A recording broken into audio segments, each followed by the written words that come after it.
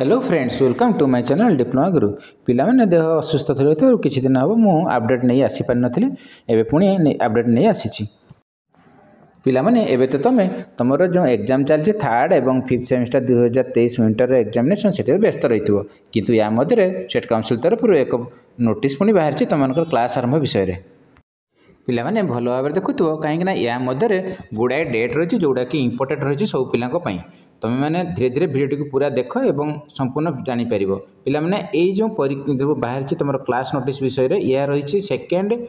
Fourth एवं six semester 2024 summer examination पिला माने एबे जो एग्जाम चली से एग्जाम सरला तुम रेगुलर क्लास स्टार्ट हो पिला माने एबे जो थर्ड एवं फिफ्थ सेमिस्टर एग्जाम चली तापर पुणी तुम फास्ट सेमिस्टर एवं six semester x regular exam आरंभ हो या तुम सब क्लास आरंभ हो प्रथम जाना फोर्थ एवं सिक्स सेमिस्टर क्लास 16 जानुआरी 2024 ठारू आरंभ हो एवं सेकेंड सेमिस्टर क्लास 29/1/2024 ठारू आरंभ हो पिला माने भल भाव मन रख फोर्थ एवं सिक्स सेमिस्टर रेगुलर तुम क्लास 16 जानुआरी 2024 आरंभ हो एवं सेकेंड सेमिस्टर रेगुलर क्लास 29/1/2024 ठारू आरंभ हो तुम मैंने तुम मानकर परीक्षा दे सारे घरे न बोली क्लास रेगुलारली करिया पड़ो कहीं तुम एटेंडेंस सर्टेज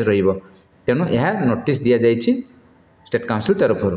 आज ये पिला माने पुणी देखा एक नुआ भिडियो। धन्यवाद।